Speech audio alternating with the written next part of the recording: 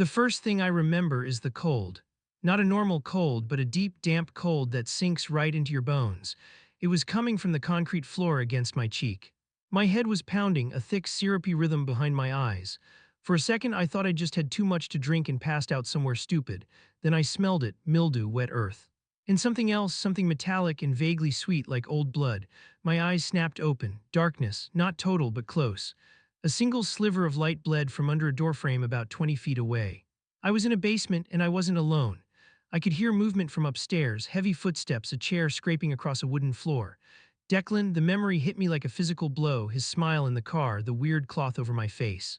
Oh God, it was real. Panic, cold and sharp, seized my throat. I was going to die down here. I squeezed my eyes shut, trying to breathe, and that's when I felt it.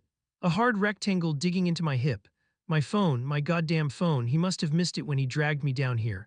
Hope, so fierce and painful it felt like another kind of fear, flooded through me. My fingers were shaking so badly I could barely unlock it. 9 minus 1 minus 1. I hit call, my thumb hovering over the speaker button. No, he'd hear. I had to be smart. I pressed the phone to my chest, making sure the microphone was pointing up, and slid it under my sweatshirt. I didn't say a word. I just lay there, pretending to be unconscious, praying they could hear what I heard. The footsteps upstairs, the muffled sound of a TV, and then music started playing. Loud, thumping bass and laughter, a woman's laughter then a man's. It sounded like a party. I held my breath, listening to the operator's silence on my end, listening to the fake party upstairs.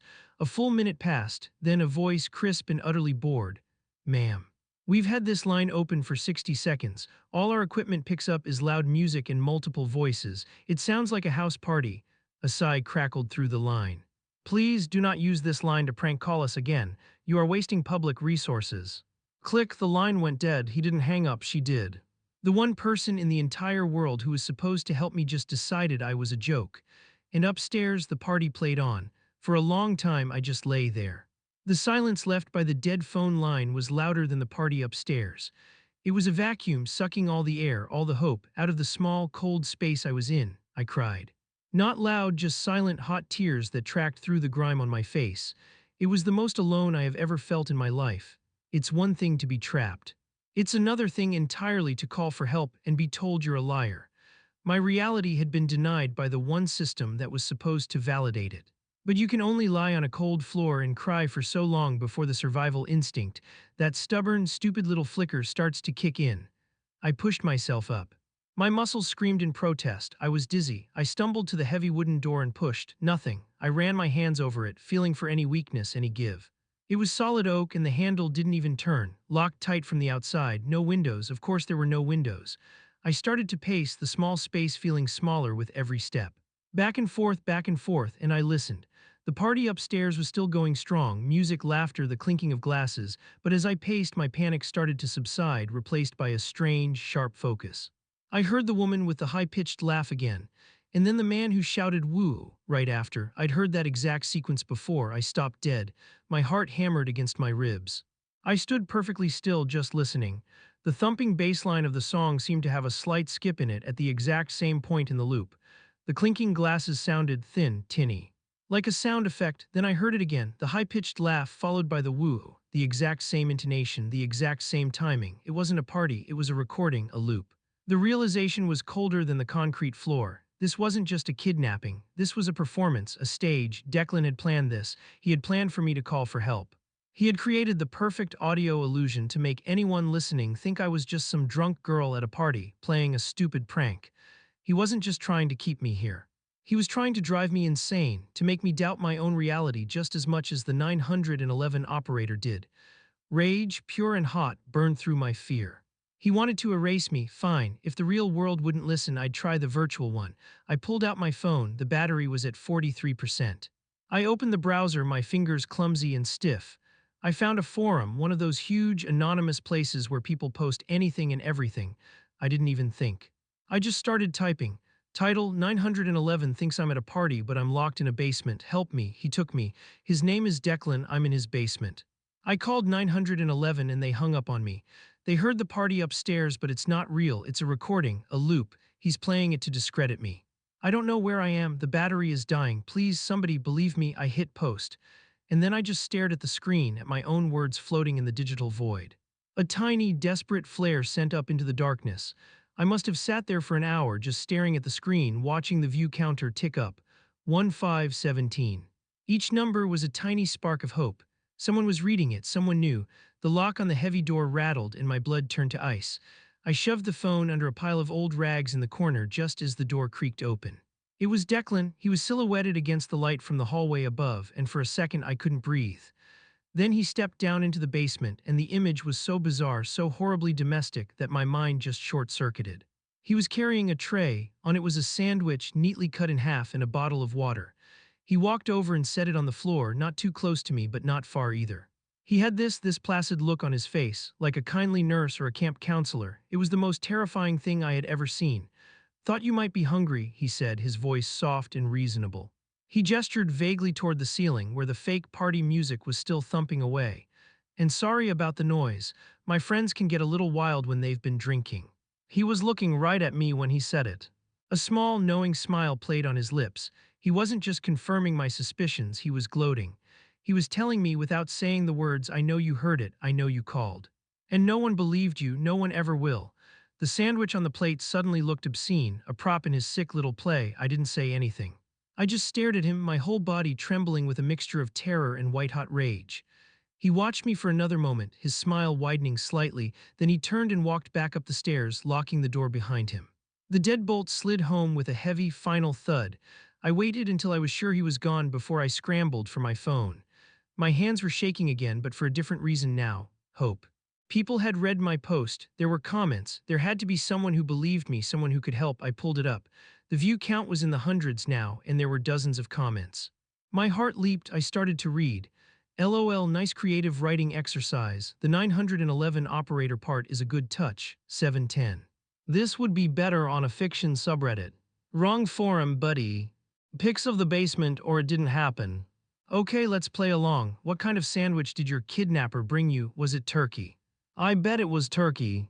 Attention-seeking is a hell of a drug." I scrolled and scrolled, a sick feeling rising in my throat. It was all the same: disbelief, mockery, accusations. They were laughing at me, just like the operator, just like Declan. The entire world was looking at my desperate, terrified scream for help and decided it was entertainment. A story. Something not real. I felt smaller and more invisible than I did when I first woke up on this floor. He hadn't just locked me in a room, he had locked me out of reality itself. And everyone, absolutely everyone, was holding the door shut from the other side. I wanted to throw my phone against the wall. I wanted to scream until my lungs gave out. What was the point? Every single person who read my plea saw a storyteller, not a victim. Declan had won. He had crafted a prison so perfect that even the walls were made of other people's disbelief. I curled up on the floor, the mocking comments burning in my mind, feeling the last of my fight drain out of me. My eyes fell on the phone screen again, ready to shut it off and surrender to the dark. But my thumb had scrolled down past the wave of trolls and cynics to a comment buried near the bottom. It wasn't sympathetic, it wasn't offering help, it was just analytical. If the sound is a loop, it has to be coming from a speaker, not the house's main system, or the sound would be muffled differently. He'd need a dedicated source inside or near the basement to fool a 911 dispatcher's audio analysis. Find the speaker, it's a flaw in his design, it has to be. I read it once, twice, a flaw in his design. The words were like a jolt of electricity. I wasn't a victim anymore. I was an opponent. This wasn't just a prison, it was a game board, and Declan had just made a move. Now it was my turn. I got to my feet, a new kind of energy coursing through me. The party loop was still playing, a monotonous, mocking soundtrack. But now it wasn't just noise, it was a clue. I started to move around the small room, pressing my ear against the cold, damp stone walls, trying to pinpoint the source. The sound was everywhere, bouncing off the hard surfaces, making it impossible to tell where it was coming from. I tried the ceiling. I stood on an old wooden crate, my fingers tracing the grimy wooden beams. Nothing. The sound was loudest up here, but it felt diffuse, like it was coming from the whole floor above. Of course it was. He was smart. Then I remembered the vent. A small, rusted metal grate in the corner near the floor. I'd ignored it before. I crawled over, the cold seeping into my jeans. I pressed my ear against the metal. The music was clearer here, sharper. The fake laughter had a tinny, artificial edge I hadn't noticed before. This was it. My fingers, numb with cold, fumbled with the rusted screws holding the grate in place. They wouldn't budge. I looked around frantically for a tool, anything. My eyes landed on the metal buckle of my belt. It was stupid, it would probably break, but I had to try. I unthreaded the belt, wedged the metal prong into the screw's groove, and twisted. The rust groaned. My knuckles scraped against the stone, and then, with a screech, the screw turned. One by one, I worked them loose. The grate came off in my hands. I reached inside into the cold, dusty darkness of the duct. My fingers brushed against something plastic and smooth. A small, portable Bluetooth speaker. I almost laughed. It was so simple, so elegant in its cruelty. I was about to pull it out when I heard it. It wasn't from the speaker. It was from behind the speaker, deeper in the wall, a sound so faint I thought I was imagining it at first. Drip, drip, drip. It was slow, rhythmic, and metallic. It wasn't part of the party loop, it was real. A real sound from the real world bleeding into my prison. I held my breath, listening. It continued for maybe a minute, a steady metronomic beat, and then it stopped. My mind raced. What was it? Leaky plumbing? It sounded too regular. It was almost like a clock, a very, very slow clock. And as I sat there in the dark, clutching a cheap Bluetooth speaker, I realized something. The sound wasn't random, it had a pattern, and it was the first real thing I had heard in days. That dripping sound became my lifeline, my anchor to a world that still existed beyond these four walls. I spent the next cycle, I couldn't tell if it was hours or a day, just waiting for it. The fake party upstairs became background noise and irrelevant annoyance. The only thing that mattered was the drip. I timed it with the clock on my phone. It started every day at what would be 7:15 p.m. exactly. It would last for precisely 3 minutes. It had to be plumbing, maybe an old pipe in the house next door that rattled and dripped whenever someone took a shower or flushed a toilet at the same time every evening. It was a tiny, insignificant detail of someone else's life. An unintentional act from an outsider who had no idea I even existed, and it was going to be my salvation. A plan, desperate and utterly insane, began to form in my mind. Morse code, it was a long shot, a ridiculous movie plot long shot, but it was the only shot I had. What were the odds that the person on the other side of the wall would even recognize it? Almost zero, but almost zero wasn't zero. My phone battery was at 11%. I had one more post in me, one more flare to send up into the uncaring digital sky. I didn't address the trolls or the doubters. I wrote for the one person who gave me the clue about the speaker, for anyone who might have a sliver of belief left. Final update, I think, battery is almost dead. I found the speaker, but I also found something else, a sound through the wall. It happens at the same time every evening. I think it's the neighbor's pipes. I have a piece of metal. When the dripping starts, I'm going to tap on the wall, SOS, over and over. If anyone reads this, if you live near a house where a man named Declan lives, if you hear a strange tapping sound coming from your wall around 7:15 p.m., please. It's me, it's real. I didn't read the replies, I couldn't bear it. I turned off the data and Wi-Fi to save every last drop of power for the clock. I found a loose piece of rebar in a crumbling section of the foundation about 2 feet long. It was heavy. It felt good in my hands. It felt like a weapon. Then I waited. The minutes crawled by, 7:10, 7:12. My heart was a frantic drum against my ribs. I knelt by the wall where the dripping was loudest, the rebar clutched in my sweaty palm. 7:14, come on, come on. At 7:15, right on schedule, the first drip echoed through the wall. I raised the rebar. Tap, tap, tap. I struck the concrete, my knuckles jarring with the impact. 3 short, sharp sounds, tap, tap, tap. I paused, then struck again, harder this time, putting my entire body into it. 3 long, booming echoes. Tappy, tappy, tap. 3 short taps to finish the sequence. I paused, listening, nothing but the dripping and the mocking party loop. I did it again and again. My arms started to ache, my palm was raw, I ignored it. I fell into a rhythm, a desperate duet with a leaky pipe. Drip, tap, tap, tap, drip, tap, tap, tap, drip, tap, tap, tap. It was a prayer beat against the stone, a frantic message in a bottle thrown against the wall of the world. Final update, I'm out, I'm safe. I'm writing this from a hospital bed. They're keeping me for observation, but physically I'm okay. Mentally, well, that's another story. It worked. My crazy, stupid movie plot plan actually worked. The house next door belongs to a man named Mr. Henderson. He's a retired naval communications officer, 83 years old. For the past week, he'd noticed a faint, rhythmic banging coming from his laundry room wall right around the time his old water heater kicked on every evening. At first, he thought it was just the pipes. But his ears, trained over 40 years of listening to signals in static, picked up on the pattern. 3 dots, 3 dashes, 3 dots. Over and over, a signal of distress. He told the police he thought he was going crazy, an old man hearing ghosts in the plumbing. But he'd also seen my face on a local news report. A missing paralegal named Maya. And his daughter, who had been following the case online, showed him my forum post, the one about the pipes. They found me a few hours after my last tapping session. Declan had come down to the basement, not with food this time, but with a roll of duct tape and a look in his eyes that told me the game was over. He heard the sirens at the same time I did. He didn't even have time to react before the police were breaking down the front door. It turns out Declan was a sound engineer. A brilliant one, apparently, who was fired from a high-tech escape room company for creating scenarios that were too psychologically aggressive. He'd been stalking me for months. He didn't want money.